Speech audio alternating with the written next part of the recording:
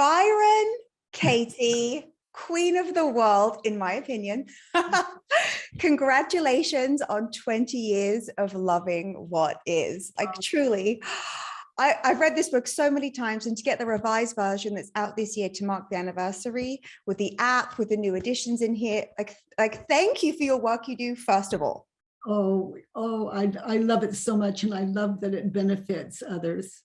I cannot tell you truly how the work has saved me, how I've created so much content around, like my latest book is called Let It Be Easy, which is all about essentially questioning our thinking, questioning the beliefs that you have, the suffering, the stress that comes with everything that we attach to everything. And truly the work has been such a guiding light for me. And I know you've created your beautiful 4 questions, which we keep coming back to. We have these amazing turnarounds that, that we'll discuss. But I've said, Katie, that if the work were a superhero, it would be the problem dissolver.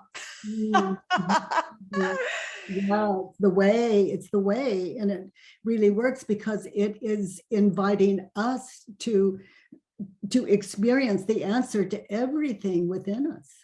Yes. And the what, the why. Mm-hmm. And what I've learned from you is that I may not necessarily have a problem besides whatever it is that I'm just thinking and believing in that specific moment. So, one of my favorite passages from your book that I repeat again and again and again, and what I loved, specifically about the work is not only is it so deep, it's very confronting. It takes courage, as you say, to do the work. That's why it's called the work. But sometimes it also just makes me laugh out loud. Yeah. The things that you say, the turnarounds that come up, you say, we only do 3 things in life. We sit, we stand, and we lie horizontal. The rest is just a story.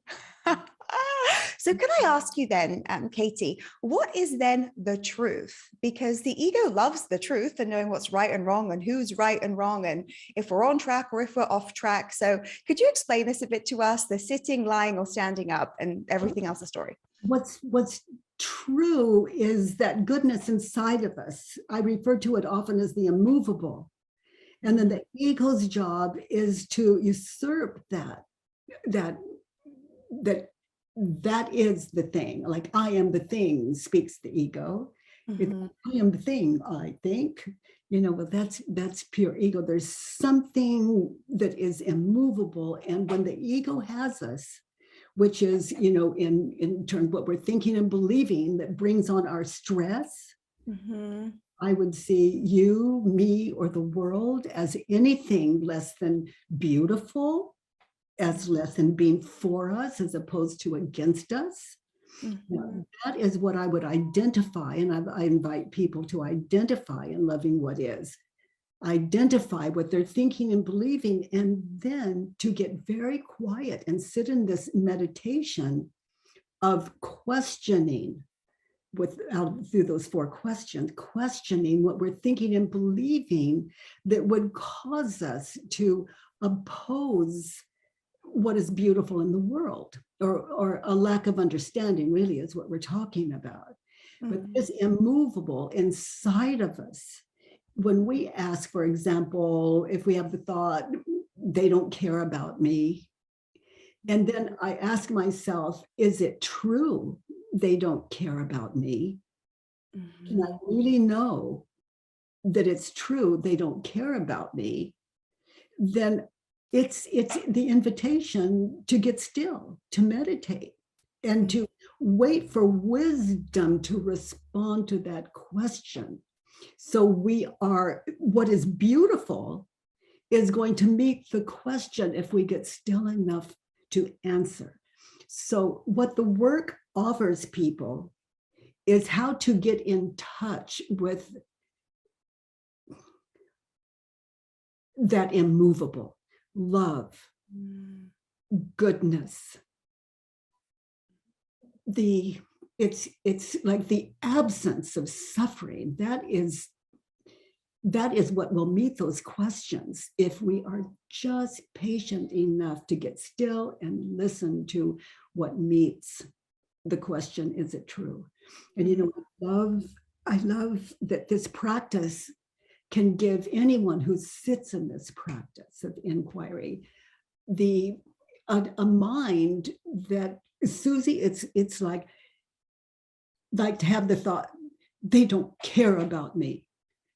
But it ends, this practice will give us a question mark that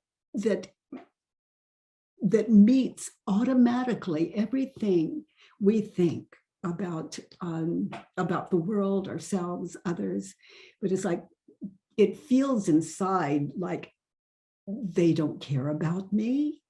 You hear the question there. They don't care about me. Feels like, is it true? Really? Is it true? Maybe I need to check that out, because how I react when I believe that thought separates me, alienates me from my fellow man. Anyone Yes. or anything that would oppose this friendly universe. Now, we don't have to believe that the universe is friendly or this world is friendly. It's just that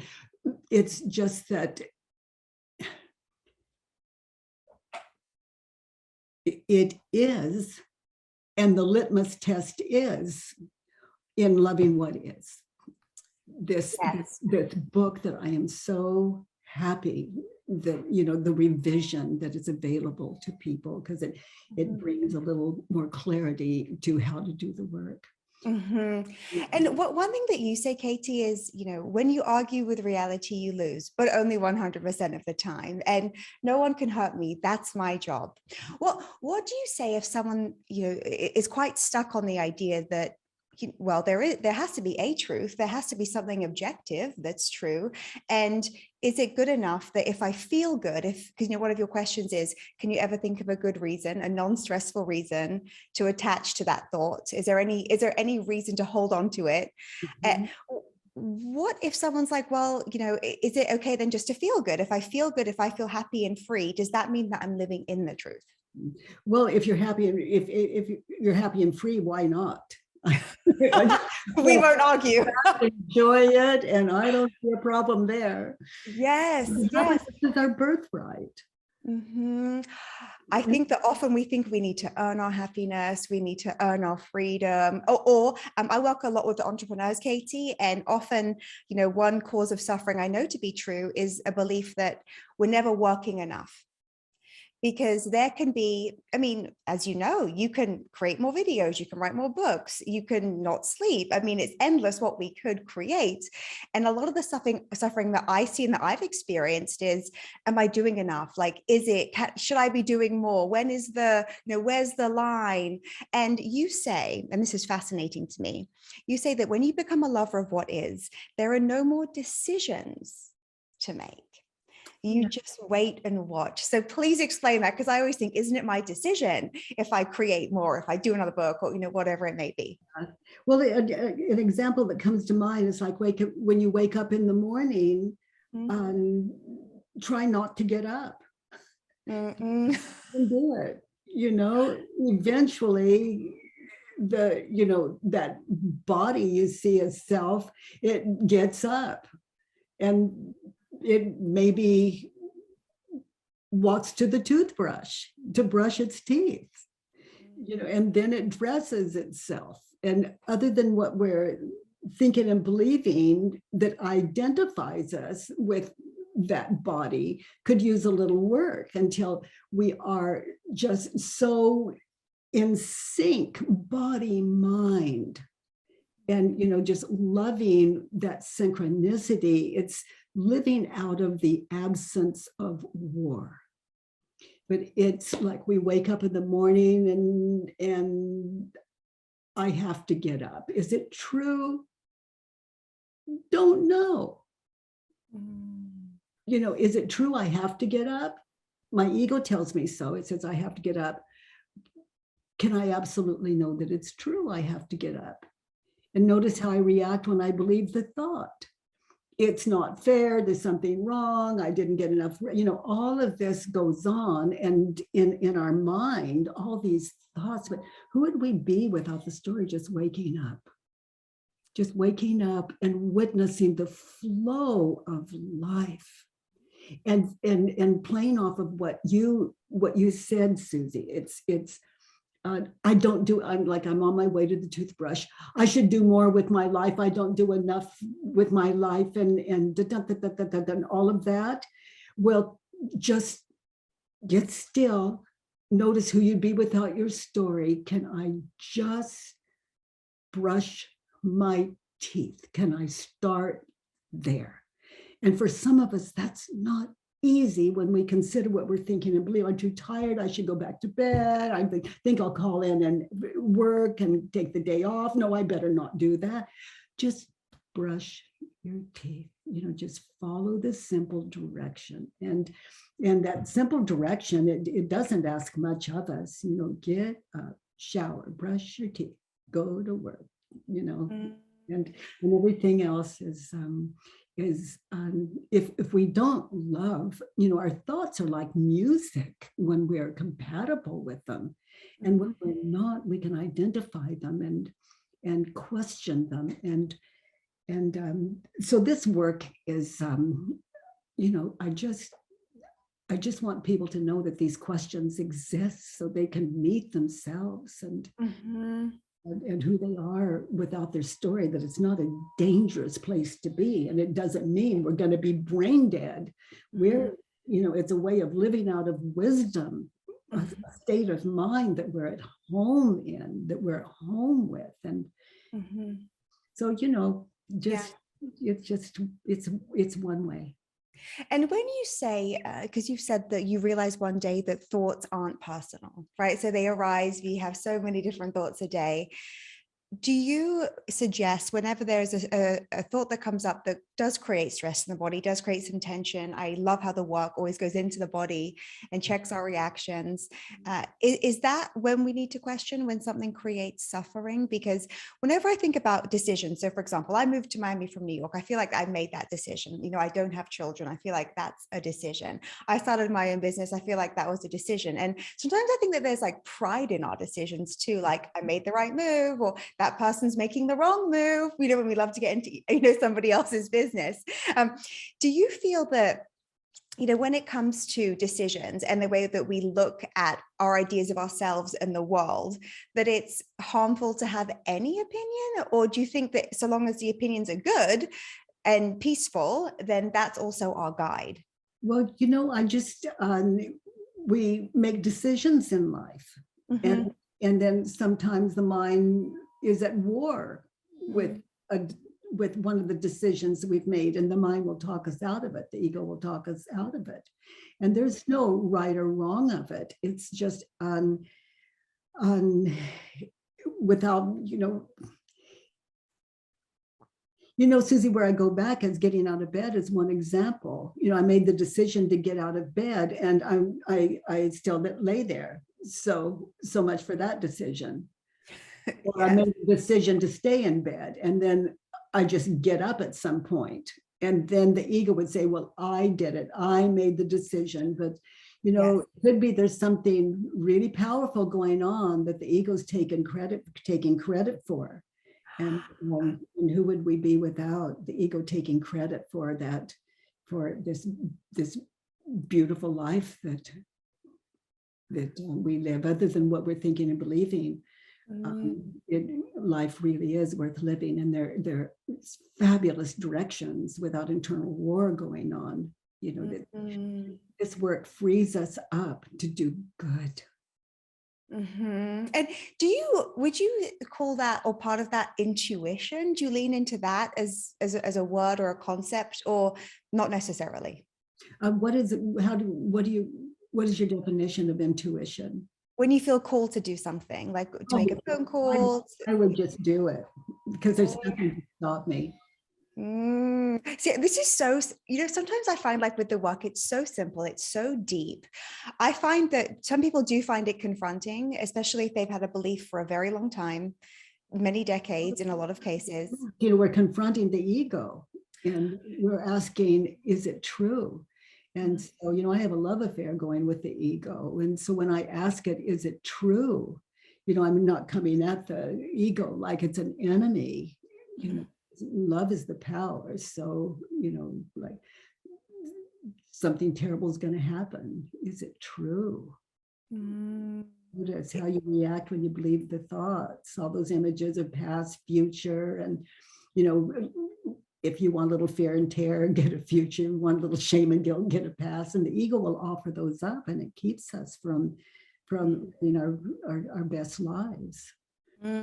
One thing that you've said, which I find completely remarkable, and I think that it's almost like heavenly, this experience to almost speak to like an egoless person. You said that since you discovered the work, since your epiphany, joy has never left you, not even for a single second. So you don't feel nervous, you don't feel rejected, you don't feel scared of the future. You said that you're a woman with no future. Can you tell us a bit about that? Well, if someone is rejecting me, I understand that. How could they not reject me when I consider what they may be thinking and believing? How could they not reject me? So, you know, where's my compassion? You know, that's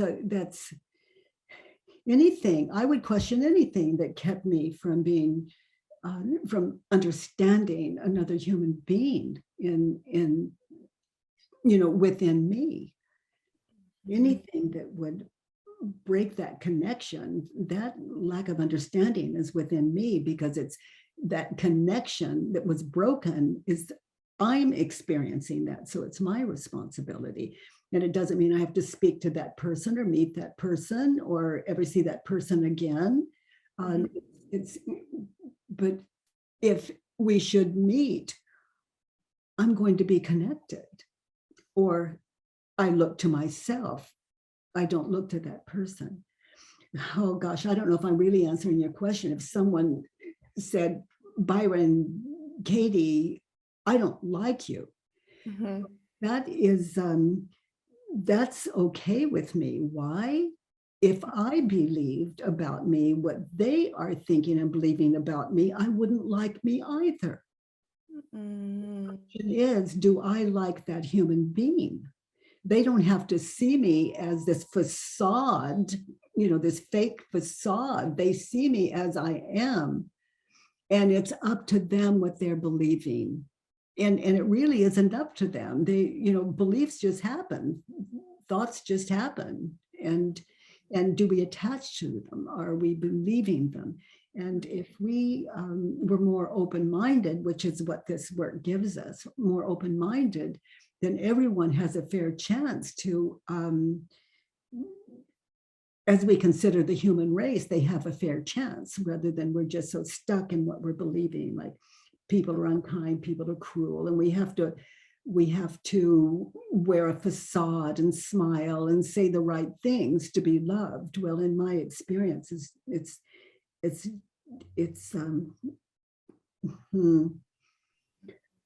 you know, simple version is do I love the world? It's not about does the world love me. Oh my God, this is so freeing, because I know that, you know, we fear criticism, or if there's something unpleasant, so to speak, that happens, you know, it's easy to go into a tailspin for a couple of days and say that was wrong, or I'm so disappointed. Or I notice, Katie, that so much suffering comes from when our expectations aren't met about something, like, oh, I've got a plan and I'm executing my plan and I'm and I'm on it, and then the outcome isn't what you want. You say that this is a quote from you, nothing comes ahead of its time, and nothing has ever happened that didn't need to happen.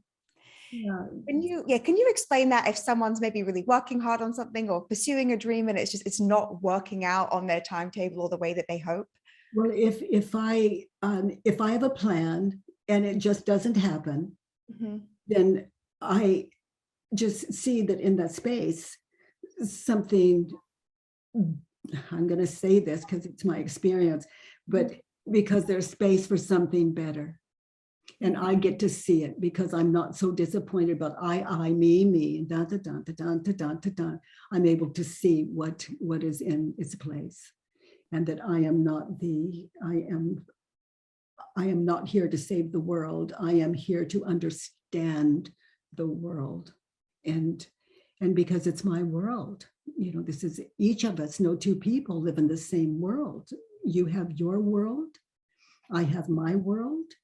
And do I love my world? I'm responsible for that. Do I understand my world? I'm responsible for that.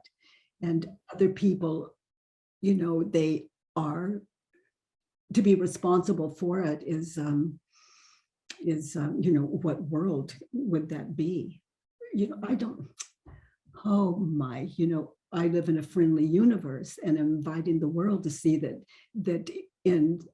other than what they're thinking and believing, they do too. This is Earth School, and we come here to identify and relate to, you know, ultimately the answer to who am I.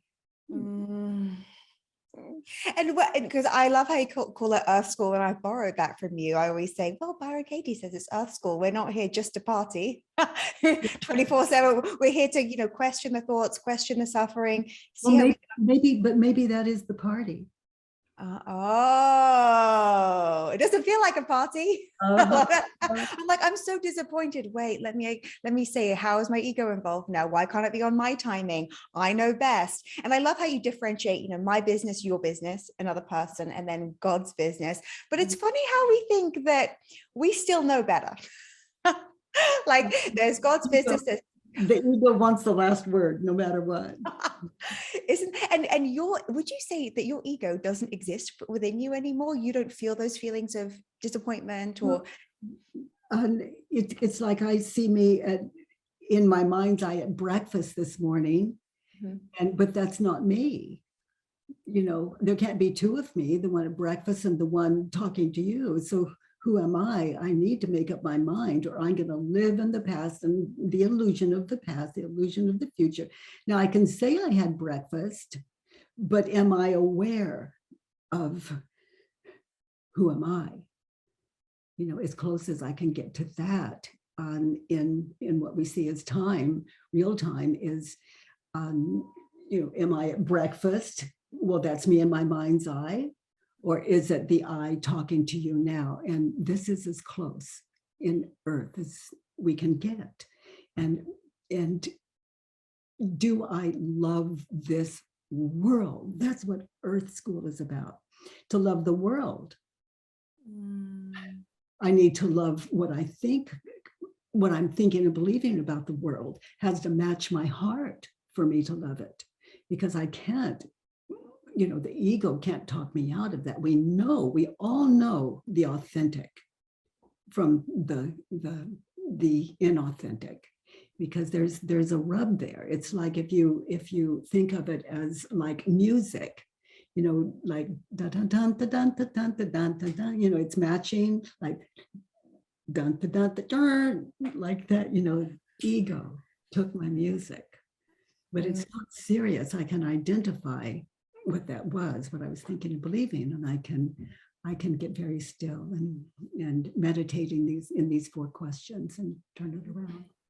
I remember I heard you once say to a woman, because I love watching your videos, and the one thing that's so amazing about loving what is, it's dialogue. So it's back and forth, live, past dialogue with you and people who are doing the work with you.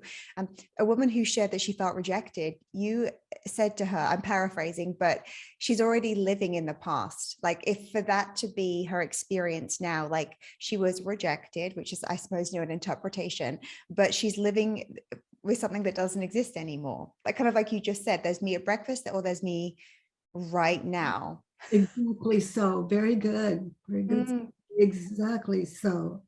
You know, there's the illusion. That's a state of mind. And then there's the real deal here in Earth School. It is, I am sitting here talking to my friend Susie, and that's a beautiful thing, not to be at breakfast and not to be at dinner tonight and not to wonder, to just really be present, to be present and not to miss it, not to miss it. And is this something that you have to remind yourself to still do, or is this just now your nature? You're just living in this constant presence, which I think is the goal. Like, really, you know, meditators, so many of us were like, okay, back to the present, just thinking, you know, coming back. Are you always in this state now?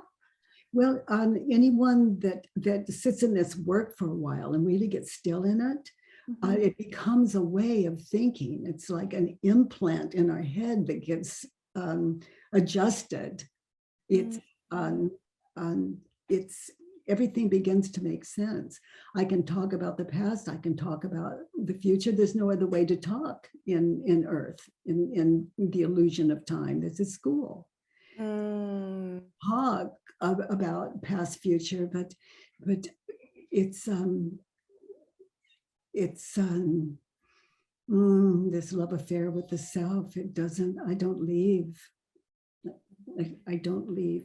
And I'm willing to leave myself. I look forward to leaving myself because I always have these worksheets, these 4 questions to come back to.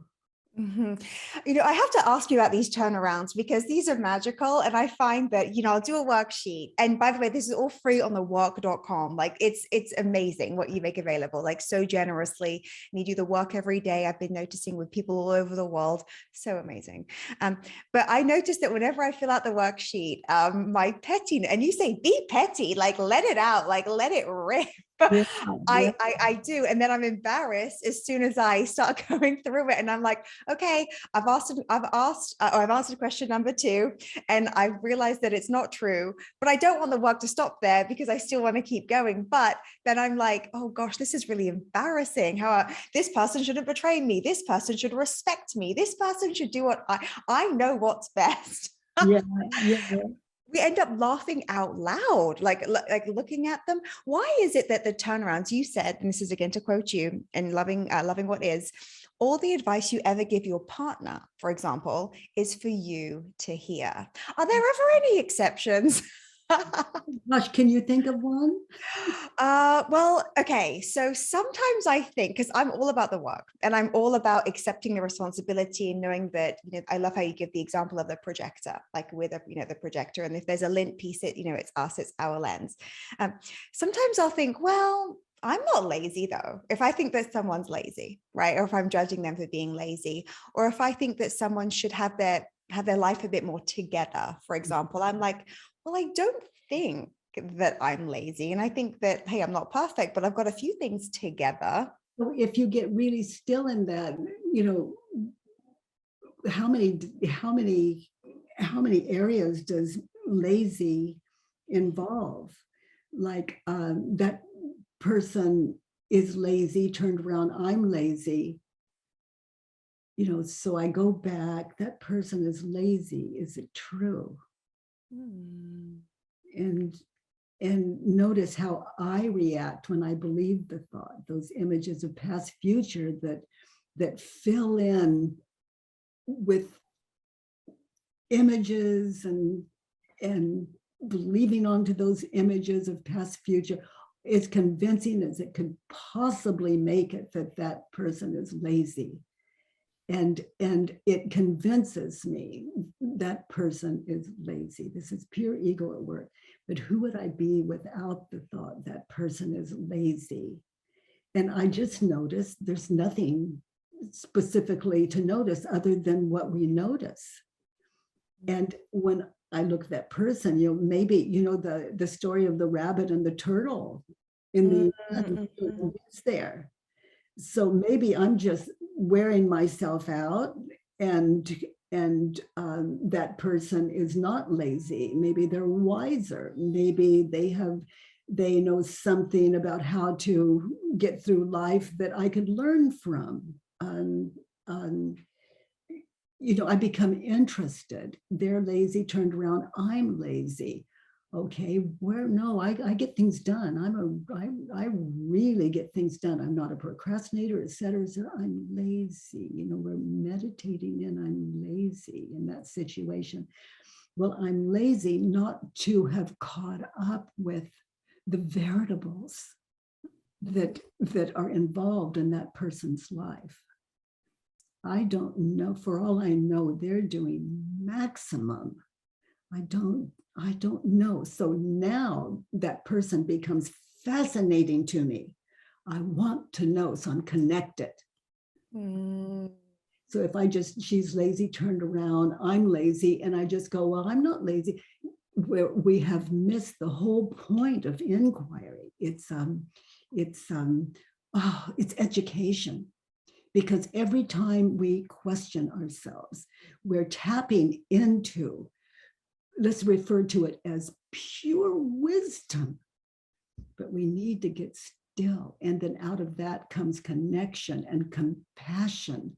And we become so open that we can work all day long and not even be tired due to the lack of effort. And what tires us out at the end of the day, what we're thinking and believing all day, not our physical. It's not that we don't have we work out and yeah, there's some of that, but where does the real exhaustion come? Where does the burnout come? It's thinking and believing, because bodies don't think, feel, or have an opinion. It's what we're thinking and believing as we identify as this body, this I, this I am Byron Katie. Do you ever think that sometimes, I mean, I think I've experienced it in my life, if someone's given me like a bit of advice or a suggestion from a loving place, right? Because I think we can always feel the difference, but just say that someone was lazy, right? Or in my opinion, I'm interpreting that someone's lazy. And I said, hey, I've got a couple of ideas. If you wanted to increase your output, like these couple of things have worked for me. Is there a line where that could actually be helpful? So say that to me. You have the thought I'm lazy, so say it to me. Yes, you're lazy. You're lazy, but I have a couple of suggestions of things that you could do if you wanted to that could increase your output. Oh, actually, thank you. That's really kind of you. And I'm lazy on purpose. I take life really easy as I go. I find that there's so many productive people in the world that I really don't have to. Oh my, this is so good. I'm so comfortable in my own skin. And then I notice when there's something to really be done, I've got the energy and I fly. Wow. So there's never a point where you think it's a good idea to maybe offer a suggestion. It's not like, oh, this could be. Well, I said it. I was really grateful because I didn't know until you asked. Right. I didn't answer. So you ask, and then I find out something about myself in response, because I'm not a pretender. I'm authentically, it's like your question allows me to, it's like we're experiencing the answer at the same time. And there's a great connection there. No questions. My life is about questions. Oh my gosh. A friend of mine, this has kind of come up because we all love to talk about you and your fabulous questions. And a couple of us in the past have had a couple of opinions, those egoic opinions, about her marriage, because she's a fine artist. It's a beautiful, she creates beautiful work, and her husband isn't very supportive. He thinks that she should go back to her accounting job. And so I have this feeling where I want to protect her and be like, well, I want you to be supported. And I noticed myself getting completely out of my business, but in my heart, I'm like, well, I care. Like I care about her, and I care about her feeling supported, and she can create when she feels supported. And I want her to have that environment. And I know I'm way off, and I need to just really. I just consider that kind, and I would be as close, experience myself as close to her as I do her husband. It's like he sees it one way, she sees it another, and you see it her way. And I would really, if I were married to him, I'd want to know why. He is less than an artist. Does he not appreciate my work? And if he doesn't, to be specific, because maybe there's something he knows that I myself have been missing. And it's, why, or is it the money? Don't you just really want to know? And as the wife in this case, I really want to know. And sometimes I can feel like a little bit of stress on her behalf that I feel. I'm like, and so I just think, how am I, like, what's the turnaround here, that I should support her or I should support me? Like, is that what it is? Or do I just need to mind my own business? He should support her. Yes. I don't flip to turnarounds until I've done the 4 questions or preparation for the turnaround. Right. He should support her. Is it true? A good friend would say, yes, he should support you in the world. In the world, a good friend in the world would say maybe that. And if it's can't remember where I was going with that, but he should support her. Is it true? I don't know where he's coming from. Right. So I just don't know. And it could be very valid. And it could be she doesn't know where he's coming from. But how do I react when I believe the thought? I'm angry at him. I feel small. I feel like he's not supporting me. I feel like it's unfair, and I don't know why we're married anymore. And he's, on and on and on. And then who would I be without the thought? He should support me. Who would I be without the thought? Maybe without the thought he should support me, I'd be talking to him, honey, why? I want to know more. I want to know. Maybe you know something I don't know, maybe to make more sense to me. As much as I love what I'm doing and consider it a privilege, I want to know if I'm missing something. So he should support me. Turned around, I should support him. So that takes me back to him again. Okay, so why is it you want me to drop this and take on that other profession? I want to know, what is it? Really, don't you want to know? But an open mind is the key to our heart. A closed mind is the ego's world. And this is the magic, right? Because the way that, what I love that the work does, just as have you illustrated right now, is you approach everyone with such high integrity. Like, instead of jumping to, well, he's not a supportive husband, shut down, that's the only thing that he is. You're like, well, I want to know, is there information? Do you think that so much of our suffering is just assuming knowledge? Yes. Like assuming 100% complete picture, got it, know it. Yeah, it's what the Buddhists call the I know mind. And have you ever actually done the work with somebody when the second question, can you absolutely 100% know that it's true? Have you ever had someone sincerely say yes? Oh, yes. I have many times, just yes. This isn't about thinking no is the right answer. This is inquiry. It's inviting authenticity, not what I think authenticity is supposed to be. This is where this work really takes courage. Self-inquiry takes courage. It's oh boy, to question the ego, it's wow, that is pretty serious business. The ego doesn't exist. It's a state of mind that you can't reach out and touch it and hold it and feel it. It's a state of mind. That's why I say it's nothing. But it is so powerful. It would have to be to identify as a physical object. So the ego doesn't sleep. So it's worth it's worth sitting in. It's like the husband, back to the husband and ask it. And why do you want me to give this up and choose another profession? Well, when we're doing the work, I'm not arguing with the ego. I'm inviting to show itself to me.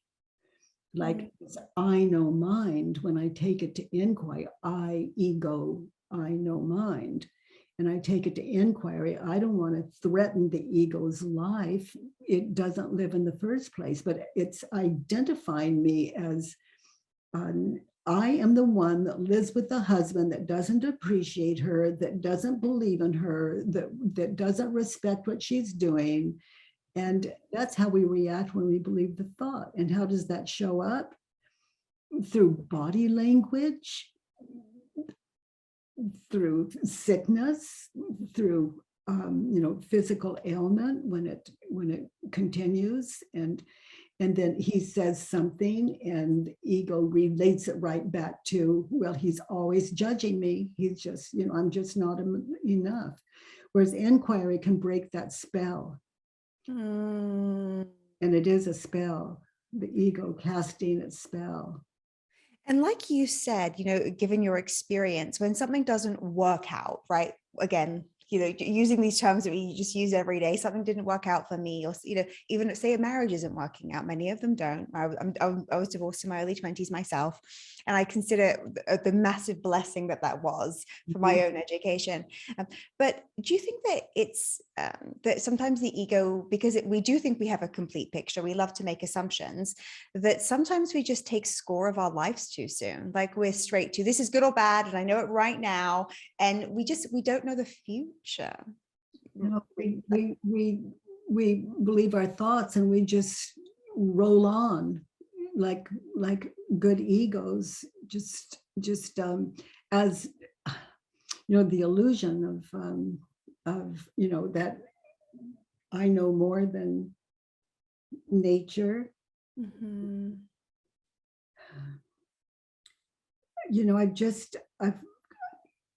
Susie, I just don't know. I don't know. And that leaves me with a childlike curiosity at the age of 79, just in this amazing experience of not knowing, with a way of relating to everyone in the world, with the understanding that everyone in this world, everyone is who I believe them to be. They can never be more or less. And everything in the world is as I believe it to be. It can never be more or less. So imagine if our minds aren't noticed, what a narrow, small, dangerous world we live in. And so we strive and we work hard and we succeed and fail. But even when we succeed, it doesn't mean sometimes we're any less fearful. That's the truth. I mean, I find that as life changes, even if you hit certain milestones, doesn't matter who, we're about as happy as usual. We kind of come back to our set point. And there's a passage in here that I love. It's chapter 6 called Doing the Work on Work and Money. And I know that money is a big trigger for the ego, right? It's such a measurement. And this is where you share your sitting up, standing up, lying down. And you said, I've never seen a work or money problem that didn't turn out to be a thinking problem. And then you say, some people believe that fear and stress are what motivate them to make money, and that a clear, sane mind knows how to live, how to work, what emails to send, what phone calls to make, and what to do to create what it wants without fear. And I believe that sometimes we think, well, if I take my foot off the gas and just start meditating and being all chill, like if I start doing the work, I'm going to lose my edge, or, I'll lose my hustle. Like, what will happen to my hustle that's worked so well up until this point? I think that's how people see, if I get too peaceful, what's going to happen to the adrenaline? What's going to happen to to this motivation thing I've got, to my power? What's going to happen? But the extreme opposite is true. I like to say, if you're in a hurry, get still, and look how we stumble and fall, whereas we can save ourselves a lot of that with just living out of more wisdom. There was a baby on the at home broadcast that I do in the mornings, and it was a mother and a grandmother with this sweet little pumpkin. This little baby's just so darling, look like maybe a year old, but in this little high chair, and we were I'm not going to put my time in on that, but let's do it differently. If like you walk by and there's a vase of flowers on the table, and you accidentally, you're wrapped up in something mentally probably, but you knock the vase over, and then you panic because there's water in it and it's the carpeting and all of that, and it's going to break, it's valuable, and you are just like caught up in it. Your movement so fast, so quick, and it hasn't even hit the ground yet.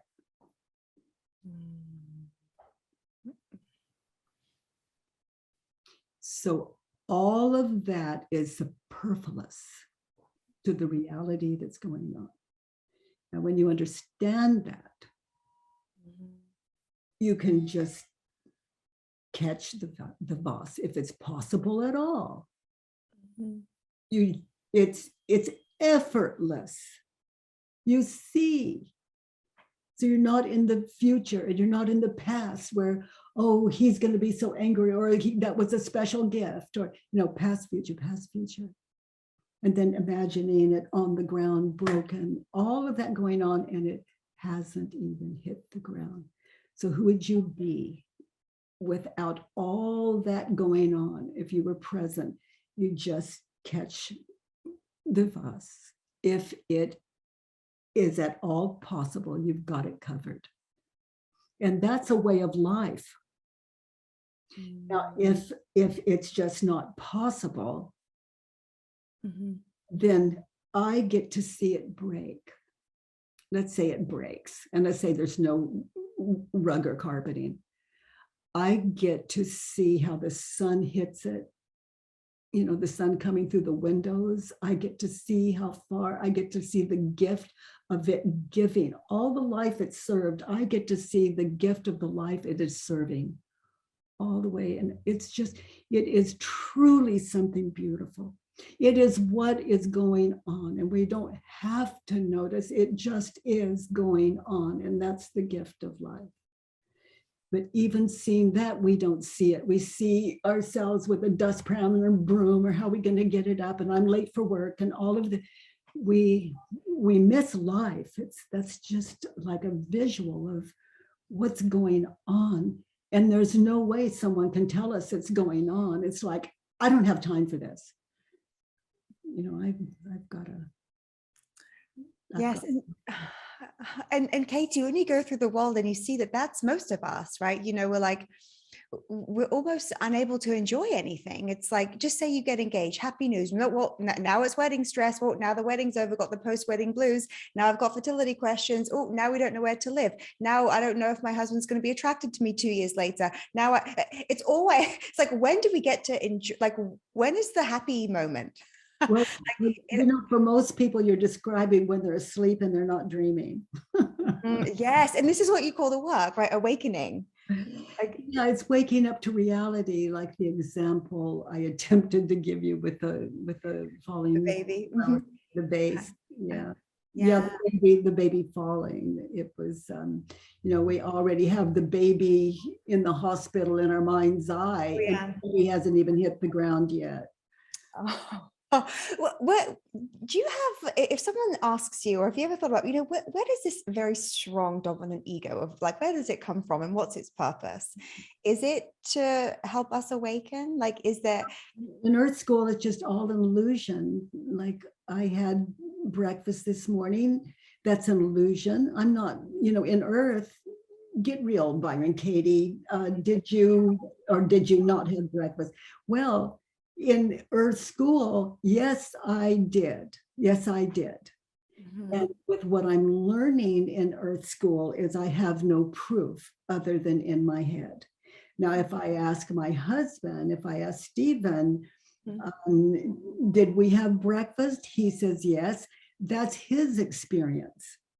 But don't you want to know on your own what is real, what is authentic, and what isn't? Now, breakfast example is a big dose for some listeners, but other than in my head right now, I have no proof. And Stephen can say, yes, we did. but he can't prove it either. Mm. And then if I see egg in my teeth, let's say I ate it, I see egg in my teeth, then I see is that proof? No. This is proof of what I call first generation thinking. This is proof I have egg in my teeth. That's all. No past, no future, other than what the ego offers up. Mm-hmm. That's an illusion, meaning you can't take it out of I can't take breakfast out of my head and touch it. That's what I mean by illusion, a state of mind. I noticed this even, for example, in my own family. I've got 4 older sisters, and we even remember the past differently. Mm-hmm. Like, we all have kind of, our own individual takes. Yeah. And it's interesting. And all 4 of you had a different mother. Isn't that fascinating?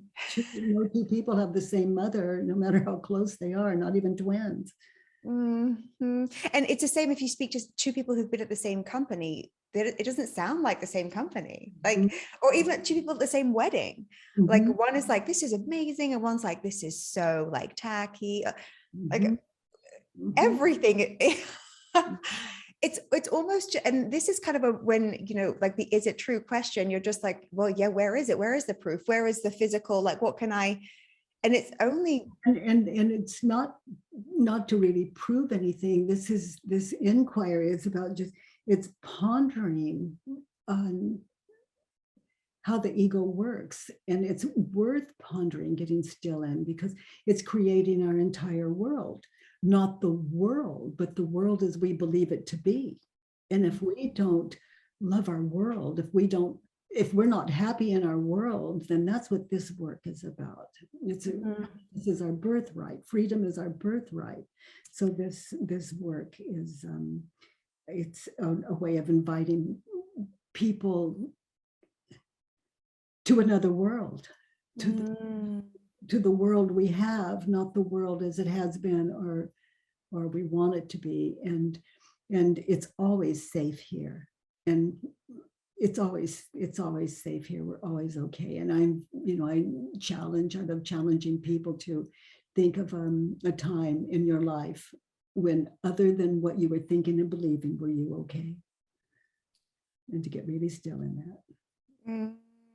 Oh my. And so everything that I've gathered from you over the years, which I'm just truly, I cannot express my appreciation is bigger than I can explain. Okay. And what I've come to realize is, if something's loving, like, that's enough. And that's a place to come back to, because that's what's real, and that's what's covered up by the ego with all the noise. And it matches what really is going on, opposed to what we think and believe is going on, this illusion of the not now that would strip us of what you just pointed to. Whenever I do the work, I am just this, there is peace. Yeah. I can't make other people peaceful, obviously, but I can be an example. And we can also choose to become aware of the nightmare, the fear is rising in us, and identify them, and then question what we're thinking and believing, and just flip this crazy, chaotic world into something that makes sense. Not for everyone. It's your life. And freedom is our birthright, as you said. Happiness is our birthright. Oh my gosh, Katie, I could talk to you for 4 years. I could just keep going and going and going. Everyone, if you go to thework.com, you get free worksheets. Byron Katie right now is doing the work at home. You're doing free Zoom calls. Like, what you make available, the materials, it's so clear that we have a podcast too at home, Byron Katie, and I love that one so much. And then a little 99-cent app. I have it. Oh, it's just so handy dandy while you're standing in line. I love it. Yeah, it's called just The Work from the App Store. 99 cents, best return on investment in your entire lifetime, I would say. So truly, thank you so much for being with us today, answering these questions so honestly, so lovingly. The work that you do, the work itself, some of the best information I've ever discovered. And it just, as you always say, Katie, just come back to your own inner wisdom, what feels true for you. Yeah. And this is what I just feel like it brings us home. So, and Susie, what your little powerhouse out here, pointing us all to good. And I appreciate that so much. Thank you. It's, my mind's going, this little light of mine, I get a little shine as I look at you. Wow, what a way to make my week. Thank you so much, Katie. Truly, thank you, thank you, thank you. Everything that you do, I'll continue to be a huge fan. I'm going to be doing a book giveaway too this year. So loving what is, this is what the world needs and will continue to need way after we're gone, right? So It's all there. thank you so much. Mwah. So much love to you. Thank you. Bye-bye. Bye-bye.